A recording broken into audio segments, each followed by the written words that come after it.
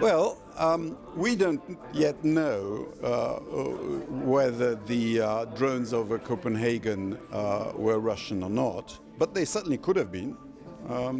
And that means that just like the Ukrainians from Kazakhstan were able to send their short-range drones deep into Russia, so Russia, using all kinds of ships, clunker feet, whatever, can reach, unfortunately, deep into Europe. And we should be prepared to counter that. And so I think not to build anti-drone and drone capacity these days would be irresponsible.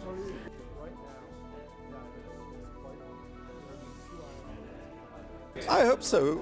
Remember, Ukraine has its own cruise missiles, as the Russians know very well, because it was, the flagship of their Black Sea fleet was sunk with a couple of those. And I'm sure Reuters is reporting the successful strikes against refineries, against Russian weapons factories, against fuel depots, all legitimate targets. So Ukrainian success should be reinforced.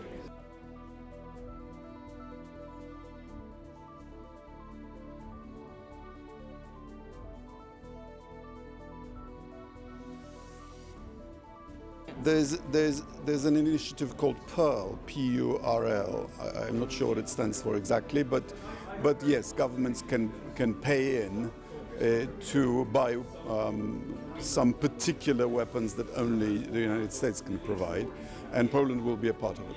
And that would include Tomahawks? That's a very good question to ask of President Trump. Okay.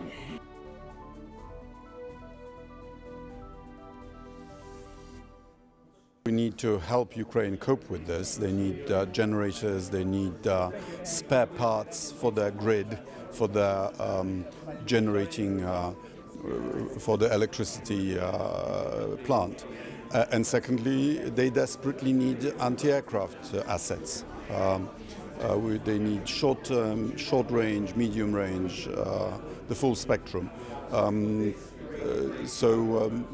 And we should also think of consequences for Putin. If he is hitting Ukrainian civilian targets, we should help Ukraine hit back at his military targets.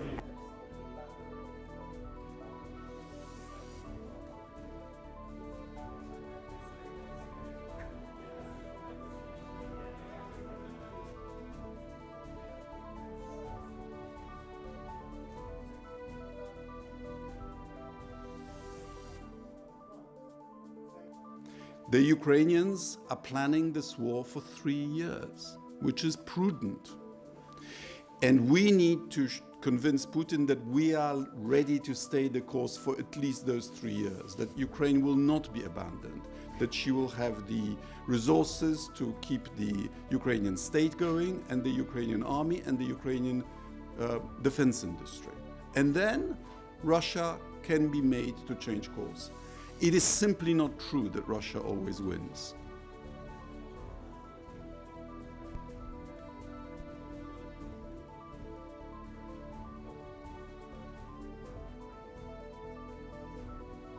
I think he's trying to keep us busy because he knows he's not winning.